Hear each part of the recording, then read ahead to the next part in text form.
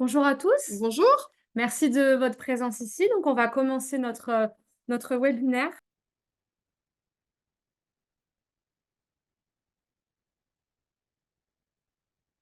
Alors, donc on va commencer ce webinaire sur les mentions obligatoires donc, du devis et les conditions générales de vente. Donc, un sujet assez central quand même. On tenait à faire un webinaire là-dessus parce qu'il y a de plus en plus de contentieux à ce sujet. Il y a quand même beaucoup d'éléments et de plus en plus de contrôle de la DGCCRF. Donc, voilà, on tenait à faire des rappels importants à ce sujet. Donc, au niveau du déroulé, on va d'abord donc faire un rappel des mentions obligatoires au devis. Normalement, c'est censé être des rappels. Ensuite, on insistera sur certaines clauses obligatoires au devis.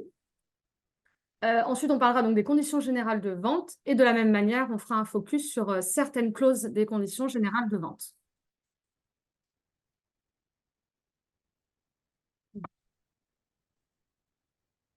Alors, donc au niveau du rappel des mentions obligatoires au devis, alors on pourra vous renvoyer, hein, on a un Word qui rappelle toutes les mentions obligatoires. Je ne vais pas toutes les faire une par une, parce que normalement, vous les connaissez. En sachant que j'insiste quand même sur les décomptes détaillés du prix, parce qu'on a déjà eu des questions là-dessus, c'est important de faire apparaître votre prix unitaire. Ça, c'est très important. Et également de bien distinguer la fourniture et la pose dans vos devis. Donc voilà. Surtout quand c'est des devis très importants, il faut vraiment bien les détailler. Donc ça, c'est très important. Voilà, donc la suite de la liste. C'est important aussi de bien rappeler les coordonnées de l'assureur. Avec donc de rappeler la garantie, les coordonnées, etc. Parce que voilà, c'est une obligation légale, donc ça, il ne faut pas oublier dans vos mentions obligatoires. Toutes les mentions qui sont indiquées vous seront communiquées avec des modèles de clauses, hein, vous inquiétez pas. Alors, pour faire un focus sur certaines clauses, alors on va parler rapidement parce que nous, au service juridique, donc pour ce qui est des déchets, on vous fournit seulement un modèle de clause à insérer. Parce qu'il faut savoir que depuis le 1er juillet 2021, voilà, c'est une obligation de faire figurer. Donc là, on vous propose une clause de prise en charge et gestion des déchets. Donc, c'est une estimation. Donc, voilà, on pourra également vous l'envoyer. Comme ça, vous pourrez vous servir de cette clause pour la mettre dans vos devis. Voilà, donc, on vous enverra tout ça à la fin du... voilà, mais c'est seulement pour que vous puissiez avoir connaissance de cette clause. Juste un petit point, cette clause reste obligatoire même si vos clients s'occupent eux-mêmes de leurs déchets. Dans ce cas-là, il y a là une clause avec une phrase qui indique qu'effectivement, c'est le client qui s'occupe de gérer lui-même ses déchets. Mais dans tous les cas, quelle que soit la situation, ça doit apparaître sur le devis. Voilà, c'est ça qui est important à garder en tête. Et du coup, effectivement, si c'est le client, il faut bien que ce soit noté, pour bien que ce soit contractualisé et qu'on sache que c'est le client qui s'en occupe. Pareil, de la même manière, un modèle de clause sur la REP qu'on vous propose, dont vous pourrez vous servir et qu'on pourra vous envoyer. À savoir que si vous avez des questions sur la REP, sur les déchets, etc., notre collègue, Monsieur Philibert, est en charge de ce sujet, donc on pourra se charger de retransférer vos questions à Monsieur Philibert. Donc n'hésitez pas. Est-ce que jusqu'à présent, vous avez déjà des questions par rapport à ces mentions ou pas? Est-ce que de manière générale, c'était toutes des mentions que vous inscriviez déjà dans vos devis?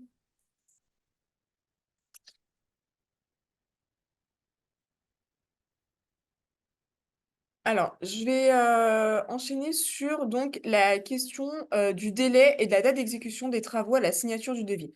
Il faut bien garder à l'esprit que dans la plupart des cas, quand vous êtes face à votre client qui est un particulier, alors je vois qu'on a une question. Alors, pour les Voilà, déchets, gestion des déchets. Est-ce que cela apparaît sur la facture?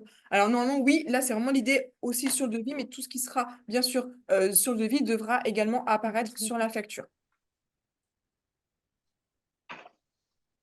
Concernant donc la date d'exécution, comme je disais, pour rappel, votre client, quand c'est un particulier, il est considéré comme profane, donc c'est un consommateur. C'est pour ça que c'est le code de la consommation qui va s'appliquer. Et dans ce cas-là, effectivement, le code de la consommation prévoit que avant que le consommateur ne soit lié par un contrat, dans ce cas-là, le professionnel, c'est-à-dire vous, allez devoir lui communiquer de manière lisible et compréhensible un certain nombre d'informations et dont notamment la date ou le délai auquel le professionnel s'engage à livrer le bien. Typiquement, vous allez devoir insérer dans vos devis une ligne en indiquant à quelle date vous allez à minima commencer les travaux. Ça, c'est hyper important.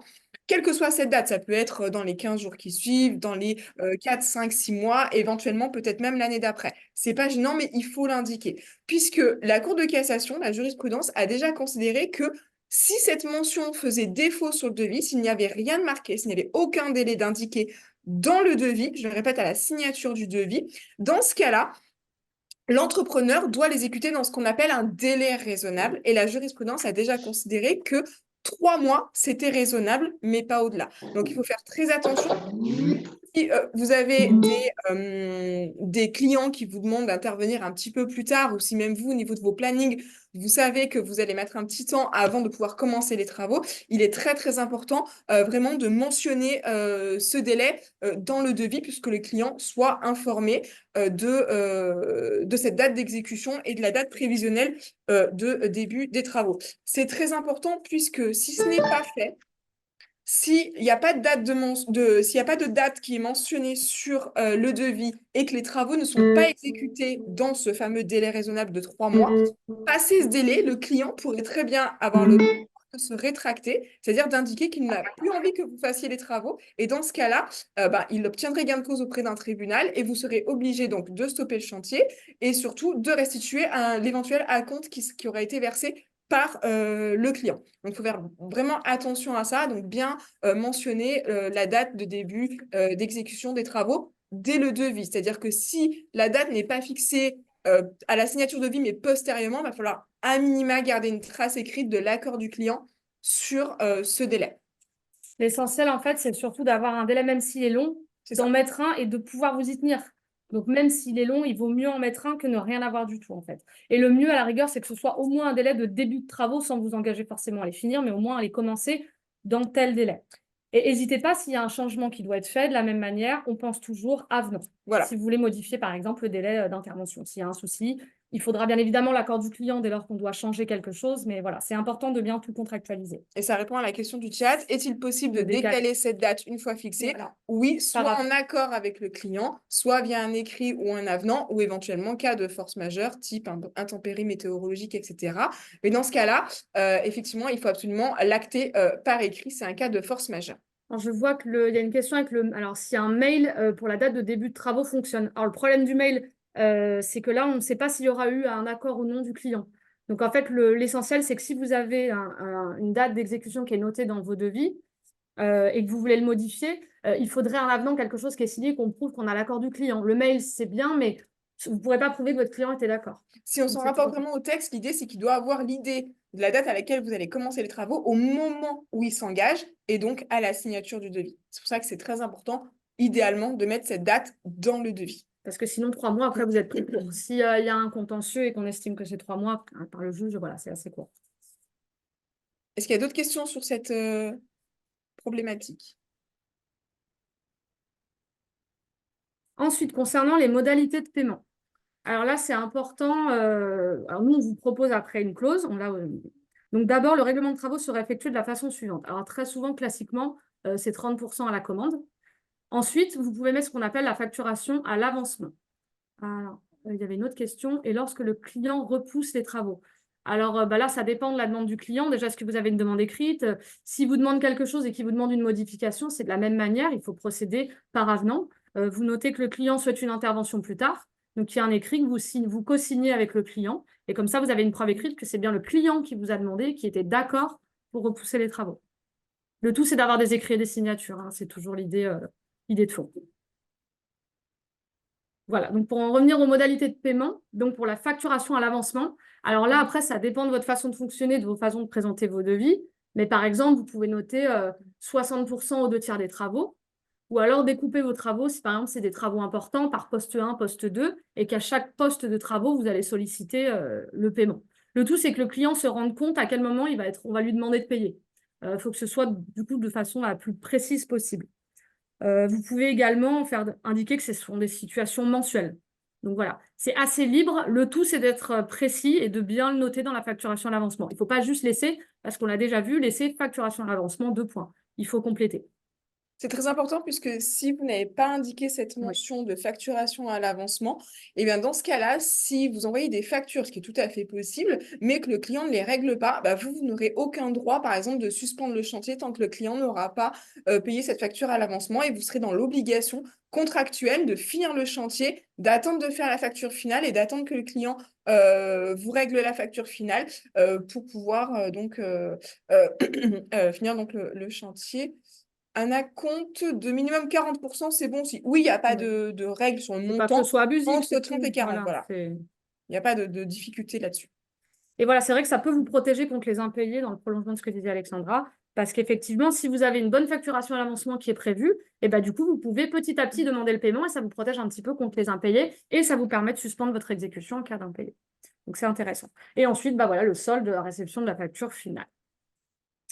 Est-ce que vous avez des questions sur les mentions obligatoires des devis?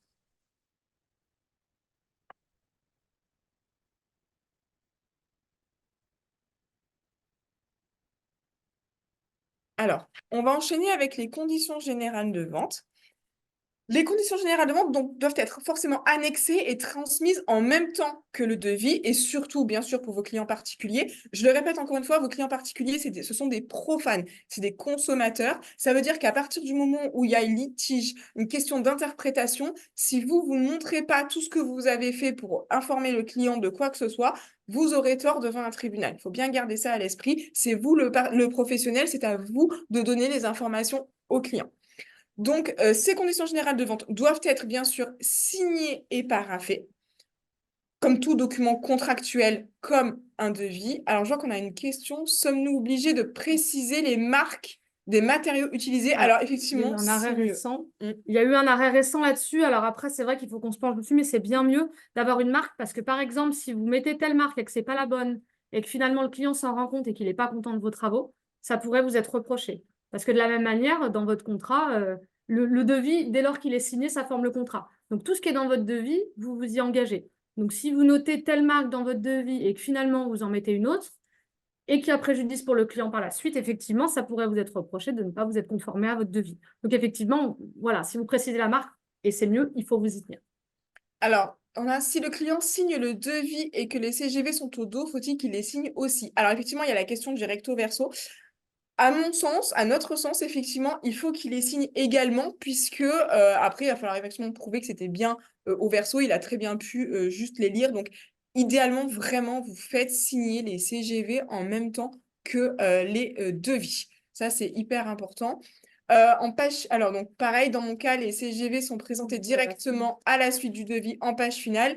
La signature du document vaut-elle pour signature formelle, à condition qu'il y ait bien marqué que l'acceptation du devis vaut également acceptation des CGV qui sont situés et qui sont envoyés en annexe ou dos au devis. Il faut vraiment que ce soit indiqué de manière claire et intelligible pour le client. À la fin du webinaire, je faisais une proposition de clause que vous pouvez ajouter, parce que soit vous allez donc annexer vos conditions générales de vente et elles seront paraphées par page et signées, soit vous pouvez éventuellement ajouter une clause, on vous la proposera à la fin, qui indique que voilà, ils reconnaissent avoir pris connaissance des conditions générales de vente annexées.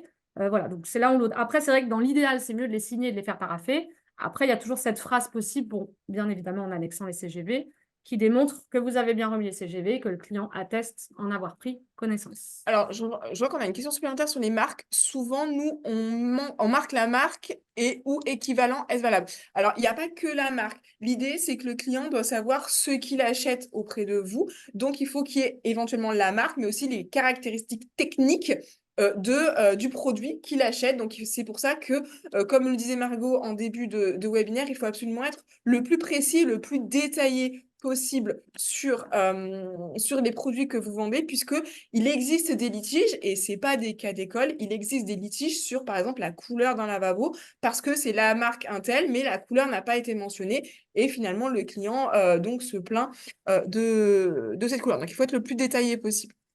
Alors, est-ce que acceptation du devis vaut acceptation des CGV? Juste devis, si vous ne marquez pas la phrase qu'on vous proposera à la fin, la seule acceptation du devis ne vaudra pas acceptation des Non. CGV. Il faudra une phrase exprès et une case éventuellement à cocher. Mais le seul acceptation du devis, si vous ne mentionnez pas les CGV, ça ne vaut pas. Faites signer les deux. Vraiment, pour vous couvrir, c'est le plus simple. Alors, je vois qu'on a Voilà. bonjour, le client doit-il également paraffer toutes les pages d'un Bon, devis? Bien sûr, c'est beaucoup mieux puisque c'est mieux. il faut C'est vraiment mieux. la fin du devis ne suffira pas puisqu'il n'y aura pas tout le détail. Il faut qu'il paraphe à minima toutes les pages du devis. C'est bien Si les mieux. clients n'ont pas fait leur choix au moment de la signature de devis. Alors là, honnêtement, ça me paraît très compliqué puisque ça veut dire que Bah, le client va s'engager sur quelque chose qu'il n'a pas choisi et donc il n'y a rien qui est déterminé. Donc, à mon sens, le devis ne sera pas valable. Il ouais. faut vraiment que tout soit indiqué dans le devis. Et dans ce cas-là, vous faites une proposition, mais ce n'est pas un devis. Pour rappel, le devis, c'est une offre commerciale. À partir du moment où vous faites cette offre, ça veut dire que vous faites une proposition de contrat et à partir du moment où le client le signe, le contrat est valablement formé entre vous et normalement, aucun d'entre vous ne peut se rétracter. Donc, c'est très compliqué puisque le client pourra dire que vous lui avez fait signer un devis alors qu'il n'avait pas connaissance de certains éléments, même si ça peut être de son choix. Dans ce cas-là, effectivement, bah, vous ferez le devis une fois que le client aura fait son choix. C'est beaucoup plus simple pour vous et beaucoup plus sécurisant d'un point de vue juridique. Alors, je vois que nous sommes charpentiers couvreurs, Ouais. réservation. Avez-vous des modèles de CGV? Oui, oui, on vous On vous donnera un enverra modèle tout. simplifié, vous inquiétez pas, avec toutes les annexes, avec le support du webinaire d'aujourd'hui à la fin du webinaire. Alors, le bon pour accord par mail pour ceux qui rechignent à signer le devis, non. Enfin, on déconseille très fortement parce qu'on ne sait pas quel devis, on ne sait pas oui, pourquoi. La plupart du temps, il n'y aura pas le numéro du devis. Bref, non. Pour un accord du devis, il faut une signature du devis. Le contrat sera valablement formé dès lors que le client aura signé votre devis. Insistez là-dessus. Après, s'il n'est pas d'accord parce que peut-être quelque chose ne lui va pas dedans, voilà, voyez ensemble pour avoir une offre qui lui convient et qu'ensuite il sera d'accord pour signer. Mais non, non, bien une signature du devis, c'est important. Alors, est-ce que vous avez d'autres questions? On peut, du coup, je vais enchaîner donc sur les conditions générales de vente. Donc, elles doivent être signées. Si elles ne sont pas signées, elles sont inopposables au client. Ça veut dire que tout ce qui aura marqué à l'intérieur, vous ne pourrez pas vous en prévaloir en cas de litige auprès d'un tribunal. Non, c'est juste qu'ils sont pressés Pressés et ne sont pas à leur bureau pour imprimer. On entend, c'est très difficile. Après, effectivement, vraiment, dans l'idéal, il faut que vous fassiez Mm. signer vos devis parce que 9 fois sur 10, quand on a un devis pas signé et qu'on est face à un risque d'impayé, on est obligé d'aller devant le tribunal. C'est très compliqué. Et effectivement, après, il faudra prouver que ce que le client vous a demandé fait bien le devis et qu'il a bien accepté les propositions que vous lui avez faites dans ce devis-là, à ce prix-là, à ces prestations-là. Donc, clairement, non, s'ils sont pressés, je pense qu'aujourd'hui, il y a beaucoup de magasins où on peut facilement imprimer documents et le renvoyer scanné par mail. Donc, ça peut se faire quand même assez rapidement et assez facilement aujourd'hui. Donc, clairement, il faut absolument qu'on ait la signature du client et la date, bien sûr, très important, la date de signature du client sur le devis. On a encore une autre question. Une signature sur un devis en PDF est-elle valable? Non, non, sur un PDF, c'est-à-dire qu'en fait, à partir du moment où il l'imprime en PDF et qu'il vous le renvoie, il n'y a pas de Tant qu'il y a difficulté une là-dessus. signature et qu'il Il le faut la scanne, ouais. signature sur le devis. Voilà, c'est ça qui est important. Question au sujet de la majoration du coût total de chantier en cas de retard du paiement présenté dans les... Est-ce valable réellement, majoration? Vous voulez dire, alors, je ne suis pas sûre de bien comprendre la question. C'est en cas d'impayé s'il y a une majoration. Est-ce que c'est ça la question? Une majoration du montant total? Oui. Alors en fait, ça dépend si c'est un particulier ou un professionnel. De toute façon, les intérêts légaux, ça s'appliquera pour les particuliers et les professionnels. Mais quand vous êtes face à un professionnel, vous pourrez appliquer 40 € de majoration par facture impayée. Mais ça C'est un sera forfait. seulement pour les... Voilà, c'est un forfait, c'est seulement pour les professionnels. Donc, il est tout à fait possible de prévoir une clause sur les intérêts. Ça, après, vous pourrez revenir vers nous puisque on va vous On expliquer peut aussi les taux majorer d'intérêt. Voilà, on peut majorer les taux d'intérêt les taux légaux. d'intérêt légaux. Donc, il existe 3 taux d'intérêt, mais ça, effectivement, on pourra revenir dessus. Vous revenez vers nos services juridiques et puis on vous donnera les taux d'intérêt qui sont possibles d'insérer sur vos factures. Et on a une dernière question pour les marques de matériaux à indiquer. C'est juste sur le devis et non sur... Oui, oui, on était sur les devis. Tout à fait. Pas sur les conditions Oui, oui, générales bien de sûr. vente. C'est pour le devis, c'est sur le document contractuel avec votre client, bien C'est évidemment. personnalisé. Voilà. Les CGV, c'est de façon générale, c'est applicable à tout le monde. Le devis, c'est chaque client est différent, chaque client aura peut-être une exigence de marque. Donc, c'est bien le devis. Concernant les conditions générales de vente, elles doivent être remises obligatoirement avec le devis, comme on disait, pour un particulier. Et quand c'est avec un professionnel, c'est uniquement sur demande. Vous n'avez pas l'obligation de lui fournir en même temps. Alors, on va faire un petit focus sur certaines clauses des conditions générales de vente. Donc, comme on vous l'indiquer, effectivement, on a un modèle qui est assez établi, qui est assez complet. Par contre, on voudrait faire un petit point de focus sur certaines clauses qui nous semblent importantes. Tout d'abord, c'est la clause de révision de prix. Depuis 2020, on a vu que les prix de la hausse des matières premières ont explosé, littéralement, et beaucoup d'entreprises se sont retrouvées face à des problématiques où on avait un client qui avait signé un devis à un prix, et lorsque les matériaux ont été livrés à l'entreprise, le prix avait flambé, le fournisseur avait augmenté ses prix, et vous vous êtes retrouvé dans une situation un petit peu délicate. Cette clause de révision, donc, elle permet de valoriser les prix au moment de l'envoi des factures. Donc, effectivement, c'est tout à fait possible que la facture soit un petit peu plus chère que le devis, à condition d'avoir inséré cette clause. Cette indexation ne doit pas être libre, elle est encadrée par les textes. Elle doit être en relation directe avec l'objet de la convention ou l'activité des parties. J'y viendrai tout à l'heure. Et par exemple, pour un marché privé de travaux, c'est un index, c'est ce qu'on appelle l'index BT bâtiment, qui pourra être choisi en fonction de votre activité. Donc, il y a toute une liste d'index qui sont sur le site de l'INSEE, dont on va vous parler tout à l'heure. Et en fonction de cet indice, vous pourrez appliquer une formule de révision. J'insiste, je vais y revenir, il y a une formule à appliquer. La simple indication dans vos devis ou conditions générales de vente que les prix peuvent être valorisés sans aucune autre mention ne sera pas valable. Il vous faut une clause de révision comme vous avez ici sur le modèle. En effet, on revient toujours sur la même problématique. Le client, quand il s'engage, quand il signe le devis, donc avec les conditions générales de vente que vous lui avez fait signer au préalable, dans ce cas-là, il doit savoir à quoi il s'engage. Donc, il doit savoir que, en cas de hausse de certains produits ou des matières premières, vous êtes susceptible de lui appliquer une majoration de ses prix. Il est en droit de savoir, la jurisprudence et les textes vous obligent, vous, en tant que professionnel, de lui indiquer comment le prix doit être calculé. C'est ça qui est important. Le client doit savoir comment sera calculé le prix pour que lui puisse déterminer à l'avance, éventuellement, quelle majoration lui sera appliquée.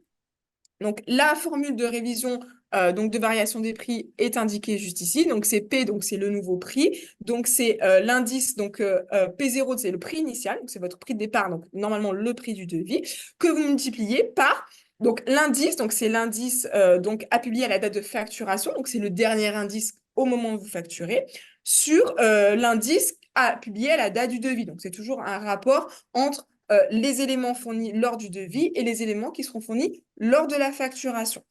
Et dans ce cas-là, il faudra bien rajouter, vous voyez, dans la clause qu'on vous a mise, les index retenus, donc c'est les index BT, et le lieu de publication, donc 9 fois sur 10, ce sera sur l'INSEE. Donc, c'est un site, ne vous inquiétez pas, on va vous fournir. C'est un site internet, donc c'est sur le site de l'INSEE. Donc, c'est un site officiel dans lequel vous allez vous choisir l'index BT qui est applicable à votre activité. Par exemple, ça peut être le BT 01, le BT 54 pour la maçonnerie, etc. La formule de calcul vous sera donnée dans le webinaire, dans le support. Ne vous inquiétez pas, vous l'aurez. Il faudra juste, et elle est aussi indiquée dans nos modèles de conditions générales de vente. Je me répète, si cette clause avec cette formule et tous les éléments qui s'y réfèrent ne sont pas indiqués dans vos devis ou dans vos CGV, ça veut dire que vous ne pourrez pas appliquer de majoration de prix en raison de la hausse du coût des matières premières. Donc ça, c'est vraiment très, très important. Bien renseigner l'index dans la formule, nous, c'est dans les CGV. Ça peut être mis dans le devis ou dans les CGV, de toute façon, voilà, c'est la même manière. Mais il faut bien renseigner l'index BT dans la formule. Si ça y est pas, c'est pareil, ce n'est pas valable. Il faut bien renseigner l'index BT dans les CGV. Alors, juste, on va vous indiquer la formule. Il est possible que vous ayez plusieurs corps d'état qui soient l'objet du devis. Dans ce cas-là, vous pouvez avoir plusieurs index BT. En général, on en a 2. Et dans ce cas-là, il suffit de ventiler. On a une autre formule qu'on vous transmettra. Il suffit de ventiler entre le pourcentage entre le premier index et le deuxième. Et dans ce cas-là, la formule sera quasiment identique. Donc, il n'y a pas de difficulté à ce niveau-là. C'est tout à fait possible. Donc, de ventiler si vous avez plusieurs activités. Mais l'idée, c'est que le client doit savoir que vous allez lui appliquer l'index BT 54 pour les maçons, etc. Et quelle clause lui sera appliquée pour revaloriser les prix au moment où il sera facturé. Et ça évite également les risques d'impayés. Alors, je vois qu'on a une question. La conservation de l'acompte versé en cas d'annulation de la commande, au-delà du délai légal, est-elle valable juridiquement? C'est l'une des... Alors, une La clause de rétractation, on en CGV. a Alors ça, on parlé. va y revenir tout à On l'heure va sur en la parler. rétractation. Donc, je ne vais pas répondre à la question tout de suite puisqu'on va y revenir tout à l'heure et on vous indiquera donc les conséquences. Bonjour. Dans le cas d'une facturation d'avancement, à minima une facture par mois, comment appliquer la révision sur la facture finale ou sur chaque facture? Dans ce cas-là, vous aurez la possibilité de le faire sur chaque Chaque facture. facture, C'est si pas... l'index Voilà, si évolue l'index chaque mois, vous évolue à pouvez chaque la mois au fur et à mesure. Tant que vous prenez bien l'index en date, l'index du mois concerné, vous pourrez, si vous avez bien votre facturation d'avancement, appliquer votre... Voilà.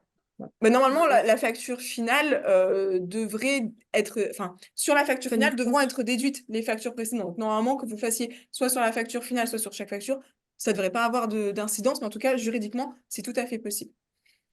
Et je vois la révision de prix, c'est un peu délicat car quand le client se lance dans de gros travaux de rénovation, nous ne pensons pas qu'ils acceptent.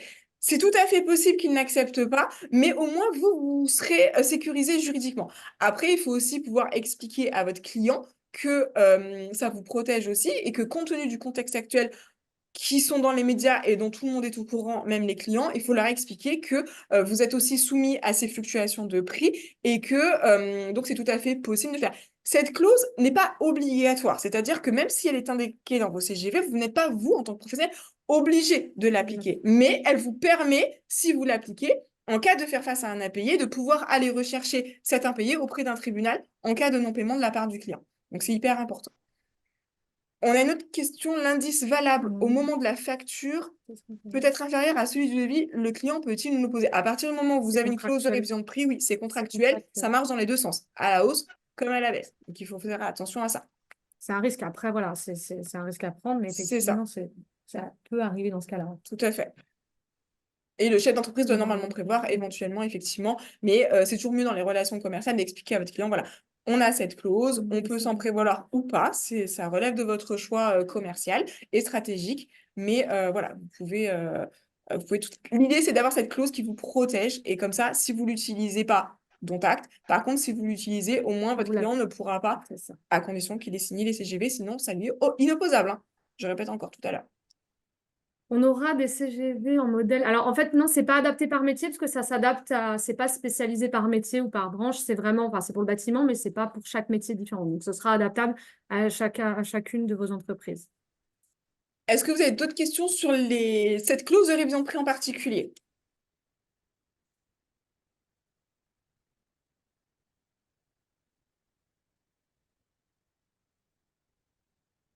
Non? Alors, on va faire un petit focus sur une autre clause.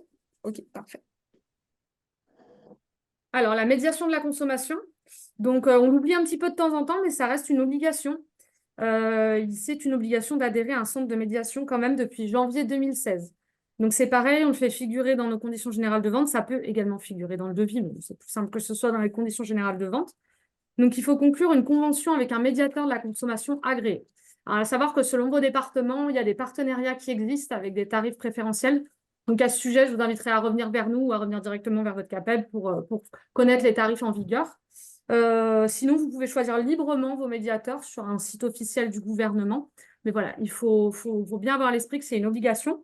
Ça doit figurer, donc, votre partenariat avec le médiateur, de manière visible et lisible. Donc, il doit y avoir les coordonnées sur tous vos supports de communication avec vos clients. Donc, sur le site internet, si vous en avez un, ça doit figurer. Et donc, dans vos conditions générales de vente et ou devis, bon de commande et facture, si ça n'apparaît pas dans les conditions générales de vente. Donc, voilà, ça, il faut bien l'avoir à l'esprit. On vous propose également une clause sur la médiation qui est dans notre modèle de conditions générales de vente qui vous sera transmis. Ce qui est en rouge, c'est ce qu'il faudra donc modifier. Donc, il faudra insérer le nom du médiateur de la consommation que vous avez choisi. Donc, en sachant que si vous l'indiquez, il faudra bien en amont avoir mis en place le partenariat avec le médiateur pour ensuite pouvoir l'indiquer dans vos conditions générales de vente. Et également, vous préciserez toutes leurs coordonnées. Comme ça, en fait, en cas de litige, le client pourra, donc vous le redirigerez vers votre médiateur et le client pourra d'abord chercher une solution auprès de votre médiateur. Enfin, chercher d'abord un accord amiable avec vous et à défaut, sinon, un accord avec le médiateur. Alors, on a une question sur la CGV, sur cette clause sur la médiation. En fait, on paye pour juste écrire leur nom dans les CGV. Alors, oui et non. Oui, non. Alors, c'est une obligation légale, certes, mais l'idée, c'est que de désengorger les tribunaux. Donc, pour désengorger les tribunaux, le gouvernement a établi une loi qui dit que avant de pouvoir saisir un tribunal dans le cadre d'un litige, il faut justifier d'être passé d'abord par une phase amiable. Et pour justifier d'être passé par cette phase amiable, la loi a imposé aux professionnels d'adhérer à un centre de médiation, ce qui fait que s'il y a un litige, votre client est obligé, avant de saisir le tribunal, de saisir d'abord le médiateur pour effectivement trouver d'abord une phase amiable. Et si aucune phase amiable n'a pu être trouvée, dans ce cas-là, effectivement, il pourra saisir le tribunal. Alors oui, c'est un coût supplémentaire, on en est conscient. Normalement, c'est environ de l'ordre de 70 à 100, 120 euros hors taxe pour une durée qui varie entre 1 et 3 ans sur le partenariat. Donc, effectivement, ce n'est pas un coût qui est excessif et de plus, c'est déductible de vos charges. Alors, je vois pour les huissiers, alors je ne suis pas sûre de la question, mais en tout cas, les huissiers, c'est pas comme la médiation, une obligation. L'huissier aura vocation à intervenir si, par exemple, vous avez un impayé et que ben, ça va jusque devant le juge et qu'il y a des actes ensuite à faire, comme signifier l'ordonnance, ensuite faire du recouvrement forcé en saisissant les comptes. Donc, l'huissier intervient vraiment après s'il y a une phase judiciaire ou pas, mais voilà, il n'intervient pas. Ce n'est pas une obligation de faire apparaître. Vous n'avez pas de partenariat à avoir avec des huissiers. Je le précise, C'est différent j'ai du vu médiateur. le médiateur, mais je ne savais pas qu'il fallait adhérer à un Si. médiateur. Ouais. Parce que si vous le notez, il faut bien y avoir adhéré, parce que souvent, Donc, il y en c'est a qui important notent de et qui faire. n'ont pas forcément. Ça veut dire qu'en fait, si le client va saisir le médiateur, mais que vous n'avez pas adhéré au centre de médiation, il va le renvoyer en disant bah, cette entreprise n'a pas adhéré à notre centre, il faut que l'entreprise adhère pour qu'ensuite le médiateur puisse intervenir. Non, nous, on ne peut pas Voilà. être On médiateur. aura. C'est vraiment des organismes qui sont agréés par le Et gouvernement. puis, Ils sont très, très peu. Donc, c'est pour ça que les CAPEB, en revanche, ont créé des partenariats avec ces centres de médiation agréés pour vous obtenir des tarifs préférentiels. il faut qu'il y ait une forme d'impartialité. Vous êtes nos adhérents, il y a vos clients, donc le médiateur est impartial. Donc, pour pouvoir régler un litige, il faut être un minimum impartial et pas forcément prendre parti. Vous êtes nos adhérents, donc voilà, on ne serait pas forcément impartial. Donc, dans tous les cas, ce n'est pas possible et on n'est pas agréé médiateur. Donc, voilà. Alors, je vois qu'on a une question. Dans notre décennale, on a peut-être cette partie médiation. Du coup, la mention est quand même. La mention reste obligatoire sur les CGV. Après, vous pouvez très bien avoir un partenariat où vous payez un centre de médiation particulier dans le cadre de votre assurance. Dans ce cas-là, il faudra contacter votre assurance. Mais dans vos CGV, la mention du médiateur choisi reste obligatoire. Alors, et dans les contrats d'assurance, par rapport à quoi? Par rapport au médiateur? Je comprends pas, par rapport à la question des contrats d'assurance. Est-ce que vous pouvez préciser, s'il vous plaît?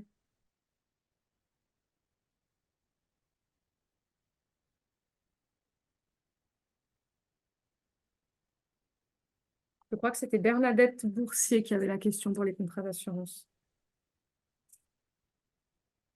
Vous nous fournissez. Non. Oui, oui. Alors, Oui, ça dépend de votre ça, oui, votre département. votre département. Donc, il faudra revenir vers nous en fonction de votre département, puis on vous donnera les coordonnées du médiateur Ah oui, je vais partenaire. Protection juridique. Alors ça, c'est encore autre chose. Il y a deux choses. Il y a le coût le d'adhésion. médiateur, la protection juridique, on paye partout. On paye partout.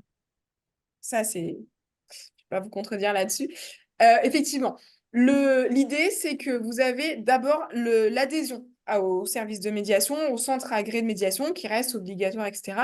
Et ensuite, vous allez avoir dans un second temps ce qu'on appelle le coût de la médiation, c'est-à-dire le cas où votre client va effectivement saisir le médiateur. Ça peut avoir un coût. Ce coût-là d'intervention effective du médiateur peut être prise en charge via la protection juridique dans vos contrats d'assurance, si c'est votre question. On peut faire un distinguo. Il y a l'adhésion en tant que telle, et ensuite le coût du service de médiation qui, lui, peut être pris en charge par les protections juridiques en fonction de votre contrat d'assurance.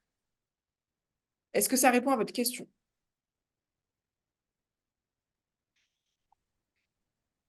Oui, ok, merci. Pouvons-nous saisir, nous, directement en cas d'impayé effet rétroactif possible? Alors non, l'idée du médiateur, c'est que c'est le client qui doit le saisir. C'est-à-dire que vous, en cas d'impayé, dans ce cas-là, on retombe sur un schéma un peu plus classique de procédure de recouvrement de créances où vous allez faire une mise en demeure, des relances, revenir vers nous. Nous, on peut gérer la procédure d'impayé, mais la médiation en tant que telle, la phase amiable va se passer uniquement dans le cadre de la procédure d'impayé classique. Mais on sera hors cas médiation pure, sauf à la demande du client, bien entendu. Alors, effet rétroactif, pareil, je ne comprends pas la question. L'effet rétroactif possible. Pour l'adhésion à la médiation, vous voulez dire peut-être?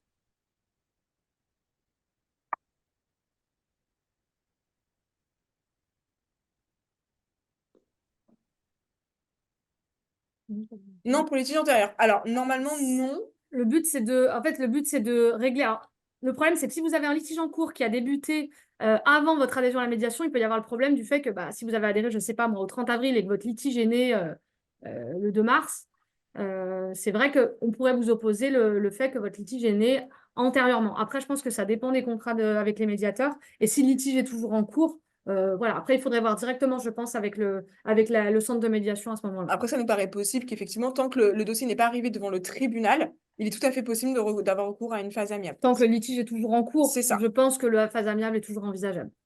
Cette application est juste pour les impayés ou pour les malfaçons. Pour tout ce qui concerne les litiges en rapport avec le contrat et donc en rapport avec le devis. Donc, que ce soit pour des malfaçons, il n'est pas content de la couleur du carrelage, il estime que la prise électrique n'est pas assez loin de la porte d'entrée. À partir du moment où il y a un litige, vous pouvez arriver donc en phase amiable devant le médiateur.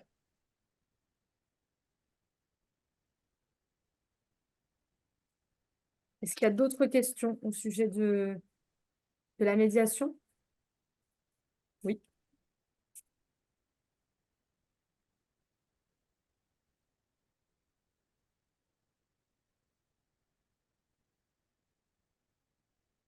Généralement, les gens font appel à Assault avec le UFC. Oui, alors effectivement, Oui. ils font appel à UFC Que Choisir.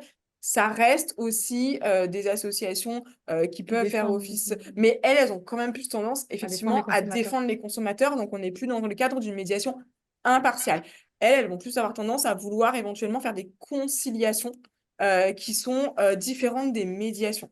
Ça reste le principe d'une phase amiable, mais ça n'empêche pas qu'effectivement, le mieux, c'est de passer par un médiateur impartial. Mais dans ce cas-là, ce que vous pouvez faire, c'est que vous recevez un courrier du UFC où le client vous en parle et vous menace, entre guillemets, vous pouvez l'inviter, vu que vous n'arrivez pas à régler le litige entre vous, l'inviter à saisir votre médiateur pour éviter qu'il saisisse UFC. Ça peut être aussi une possibilité. Et là, dans ce cas-là, on voit tout l'intérêt du médiateur. Et voilà, vous pouvez l'inviter par courrier, dire écoutez, pas de souci, on n'arrive pas à s'entendre. N'hésitez pas, saisissez mon médiateur, vous lui recommuniquez les coordonnées. Et puis après, on voit ce qui se passe.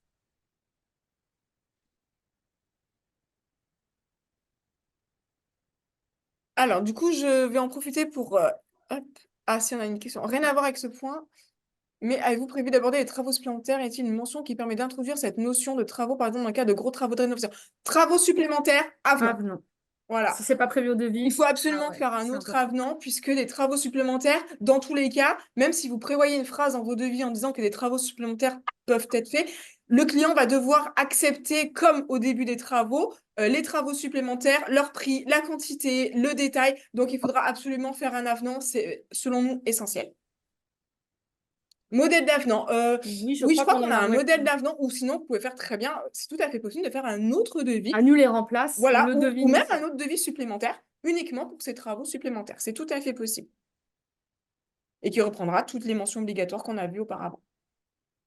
Parce que là, c'est pareil, hein. Si vous avez des travaux supplémentaires et que vous avez seulement un accord oral, par ailleurs, derrière, s'il y a un impayé qui vous dit oh non, non, mais moi, j'étais pas d'accord pour ces travaux en plus, je voulais pas ça, pas comme ça, Ou vous pas n'avez à pas ce de preuve, prix-là. voilà, ou pas à ce prix-là.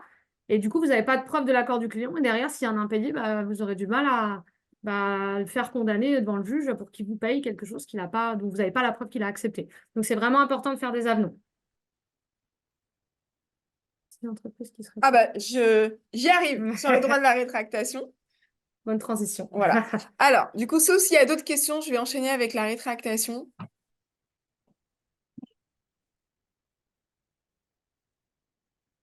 Alors, le droit de la rétractation ne peut pas s'appliquer tout le temps. Donc, il faut bien que vous gardiez à l'esprit que dans vos cas, 9 fois sur 10, le client n'aura pas ce droit. Mais de temps en temps, il va l'avoir. Donc, je vais y venir. Le droit de rétractation s'applique uniquement dans 2 cas. Donc, ce qu'on appelle un contrat conclu hors établissement. Donc, un contrat conclu hors établissement, c'est le Code de la consommation, encore une fois, qui le définit. C'est un contrat conclu en présence physique simultanée du professionnel et du consommateur. Donc, c'est-à-dire que vous êtes physiquement avec votre client dans un lieu qui n'est pas celui où le professionnel exerce son activité. Grosso modo, vous êtes 9 fois sur 10 chez le client. Donc, dans ce cas-là, quand vous arrivez chez le client pour prendre des métraits, pour faire vos mesures, etc., que vous établissez un devis sur place, parce que vous pouvez très bien avoir des devis pré-remplis, etc., vous le faites sur place, vous le faites signer sur place, immédiatement, tout de suite, le jour même, c'est un contrat conclu hors établissement, il bénéficie du droit de rétractation. Par contre, si vous venez chez lui, vous faites les maîtres, puis vous revenez au siège, et puis lui, il vient au siège, il signe au siège, il n'y a pas de droit de rétractation, on n'est pas sur un contrat conclu en rétablissement. Le deuxième cas où le droit de rétractation va s'appliquer, c'est ce qu'on appelle en cas de vente à distance. Donc, c'est un contrat qui sera conclu exclusivement à distance, par exemple uniquement avec des échanges par mail, sans jamais la présence physique simultanée. Donc, ce cas va vous correspondre quasiment jamais, puisque à minima, il faudra que vous alliez au moins une fois chez le client pour prendre les mesures, faire les maîtres pour vos devis. Donc, normalement, le cas de la vente à distance ne devrait pas pouvoir avoir vocation à s'appliquer.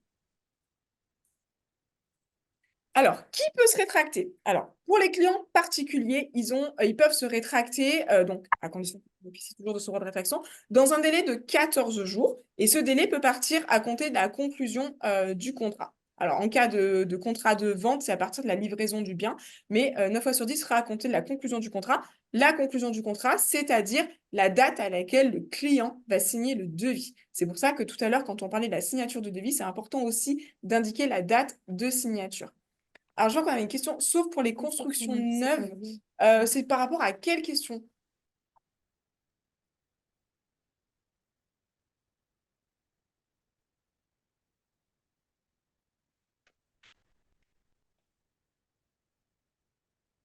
Nous faisons des devis sans voir les clients. Ah bon. Alors, normalement, même si vous ne voyez pas les clients, à minima, vous devez quand même avoir un certain nombre d'éléments. Mais effectivement, il y a aussi une question d'immédiateté. C'est-à-dire, à partir du moment où le client n'a pas pris le temps de la réflexion, ce sont les termes du texte. C'est-à-dire que s'il signe quasi systématiquement tout de suite après, immédiatement après l'établissement du devis, dans ce cas-là, il peut bénéficier du droit de rétractation. Si vous établissez un devis et qu'il le signe plusieurs jours ou plusieurs semaines après, il ne bénéficiera pas de son droit de se rétracter. Est-ce que ça répond à votre question? Ok, merci. Donc, c'est ce délai de 14 jours. Ce délai peut éventuellement aussi s'appliquer pour des clients professionnels. Donc là, en général, dans ce cas-là, c'est vous qui êtes client. C'est quand vous faites appel à un prestataire extérieur.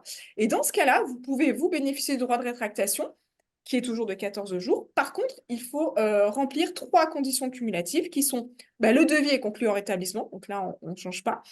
Vous devez avoir au maximum 5 salariés.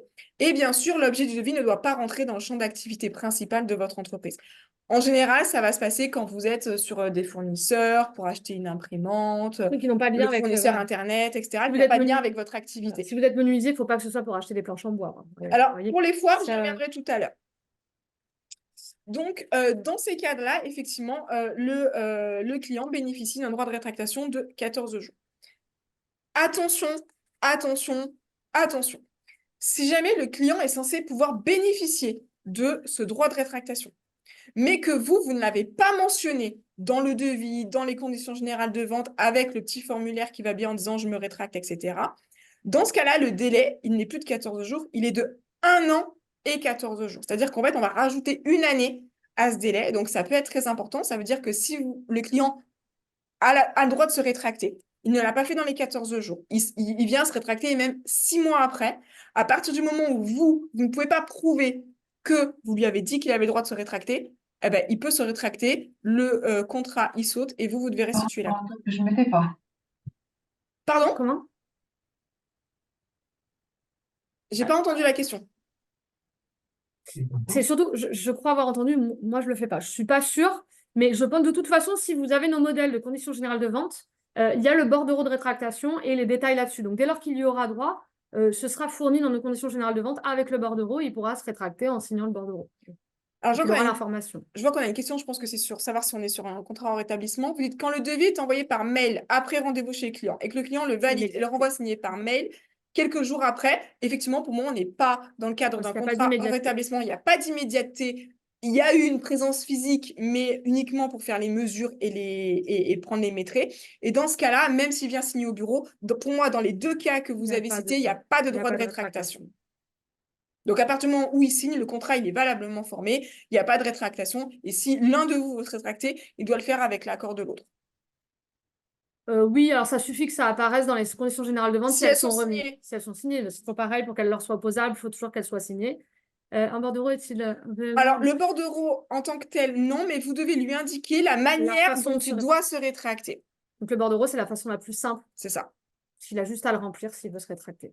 Si c'est mentionné offre valable un mois, c'est toujours bon ou erroné? Non, l'offre valable un mois, c'est encore autre chose. Ça veut dire que c'est la durée de validité de devis. Ça veut dire que vous allez faire un devis qui aura une durée de validité, donc là, par exemple, de un mois. Ça veut dire que pendant ce délai de un mois, votre devis, vous ne pouvez pas le modifier. C'est-à-dire que le client peut l'accepter en l'état, normalement avec les prix qui y sont indiqués, les mentions qui y sont indiquées, etc. Une fois, effectivement, et le client a donc ce délai pour pouvoir le signer. Une fois que ce délai est passé, dans ce cas-là, nous vous conseillons très, très fortement d'envoyer un mail à votre client en disant « Vous ne m'avez pas renvoyé le devis signé dans la durée de validité. Si jamais vous voulez toujours que je fasse les travaux, les prix ou le devis est susceptible d'être modifié. Dans ce cas-là, vous ferez un nouveau devis s'il ne l'a pas signé dans les temps. » Donc, dans ce cas-là, il n'a pas à se rétracter, entre guillemets, puisqu'on est sur le cas d'une durée de validité. Donc, on est sur juridiquement deux fondements complètement différents. Est-ce que ça répond à votre question?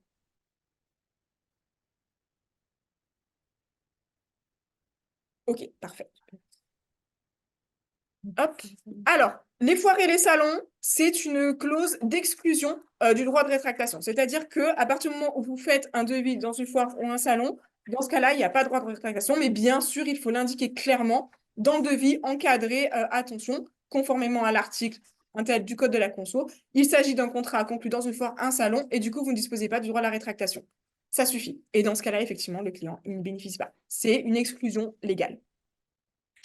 Je crois qu'il y avait une question sur le droit de se rétracter ou pas par rapport Oui. au compte. Alors, hop. Un peu plus haut.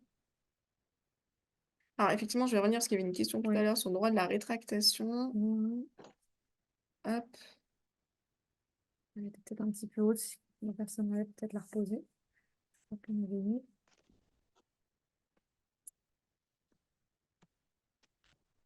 Ouais, je sais pas.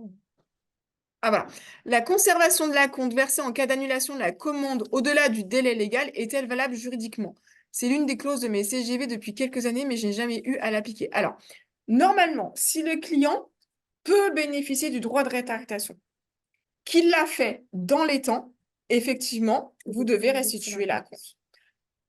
Donc ça, effectivement, c'est tout à fait possible. Après, ça dépend de la formulation aussi de votre clause. Donc là, il faudrait que vous reveniez vers nous avec la formulation pour qu'on voit exactement comment elle est formulée et ce que ça implique pour vous et votre Et entreprise. dans le cas où il n'a pas le droit de se rétracter, vous seriez en droit de conserver l'acompte. Mais dans ce cas-là, s'il n'a pas le droit de se rétracter, il faudra vous mettre d'accord pour mettre fin à votre devis et donc faire un accord écrit sur la fin de votre, Tout à fait. sur la fin de votre relation contractuelle. Pareil, s'il se rétracte, mais trop tard, dans ce cas-là, vous pouvez lui faire un courrier en disant bah, dont acte, vous vous êtes rétracté, mais c'est trop tard. Moi, je suis en droit d'exécuter la prestation du devis en entier et vous serez obligé de me verser l'intégralité du prix.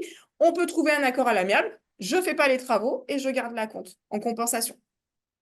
C'est tout à fait possible. C'était la même question. Et au-delà des 4 Les termes sont les suivants. Annulation en cas d'annulation de la commande par le client dans un délai légal de 14 jours. Alors, les termes sont l'annulation. sera retenu pour couvrir les frais engagés. Alors, je ne sais pas, je ne suis pas sûre, il faudrait qu'on vérifie dans le détail. Mais là, vous dites, grosso modo, si le client, il annule dans le délai des 14 jours, ça veut dire dans son délai légal. Donc là, vous dites que vous, grosso modo, vous gardez quand même l'acompte. S'il est en droit de se rétracter. S'il est en droit de se rétracter, je ne suis pas sûre que Vous cette avez clause pas le soit droit, non. valable. S'il est en droit de se rétracter, qu'il le fait dans les délais, vous ne pourrez pas conserver l'acompte. De plus, ça me fait une belle transition pour un petit point que je voulais aborder. Quand le client a droit à la rétractation, vous n'avez pas le droit d'encaisser le prix dans un délai de 7 jours. C'est-à-dire que vous devez attendre à minima 7 jours pour pouvoir encaisser l'acompte. Ah, au-delà des 14 jours. Alors, dans ce cas-là, il faudra revoir la formulation de votre clause.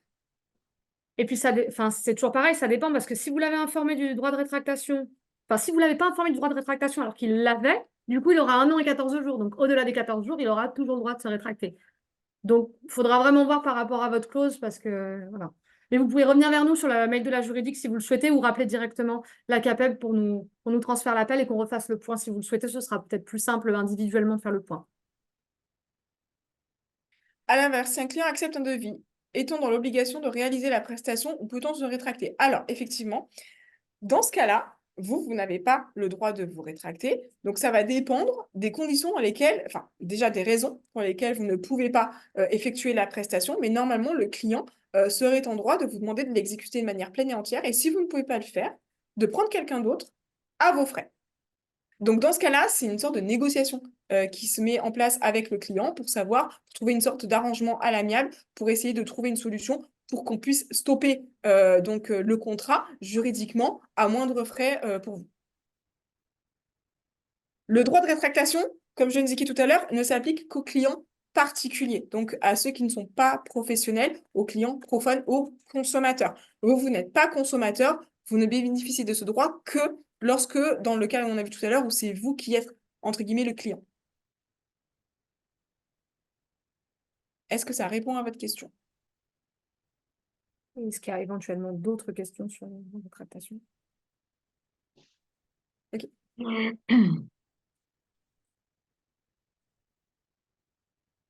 Hop. Alors, on arrive au terme de notre webinaire. Donc, seulement pour récapituler, donc toutes les mentions obligatoires, on peut, indépendamment, si vous voulez faire un devis très court, vous pouvez tout faire apparaître dans vos conditions générales de vente. Voilà. Donc, nous, de toute façon, ce qu'on va faire, c'est qu'on vous enverra notre modèle de conditions générales de vente avec, ça reprend toutes les mentions obligatoires. Voilà, et également la liste des mentions obligatoires au devis. Comme ça, vous aurez tout ce qu'il faut.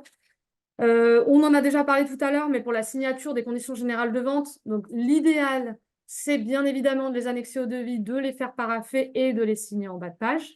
Après, vous pouvez toujours ajouter une clause. Donc, la clause dont je vous parlais tout à l'heure, on a un exemple ici. De la même manière, on pourra vous la transmettre. Donc, le signataire du présent contrat reconnaît avoir pris connaissance des conditions générales du contrat.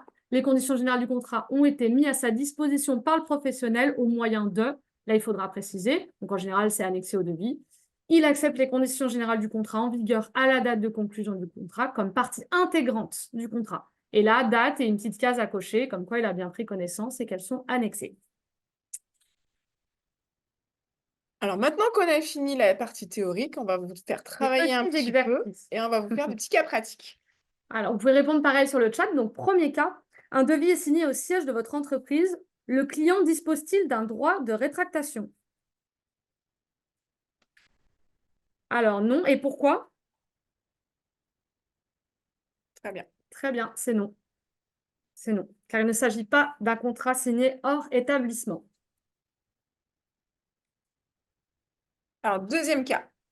Si on ne remet pas les CGV et donc que cela ne figure pas dans le devis qui mentionne le droit de rétractation à votre client, alors que le devis est signé à son domicile, le client dispose de combien de temps pour se rétracter du devis signé? 1 an et 14 jours. C'est ça. Parfait. Vous avez bien suivi et bien compris.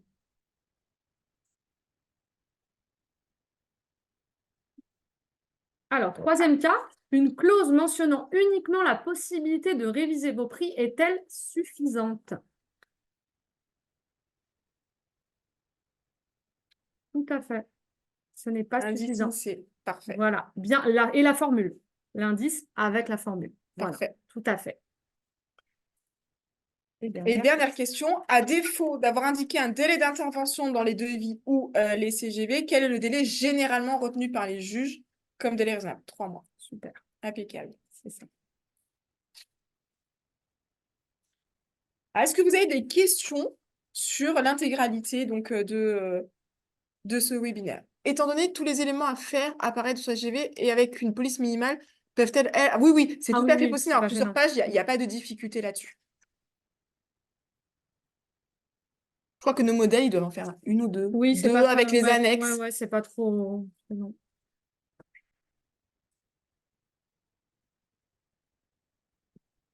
Je sais pas s'il y a d'autres questions. J'espère que ça a été clair et que ça a quand même répondu à bon nombre de vos questions. Après, c'est des sujets qui sont assez vastes de toute façon. Donc, s'il y a des questions plus précises ou à individualiser, il ne faut pas hésiter à revenir vers nous. Merci à vous pour votre attention. Merci beaucoup. N'hésitez pas à revenir vers nous si vous avez d'autres questions. Bonne journée. Merci et bonne journée. Au revoir.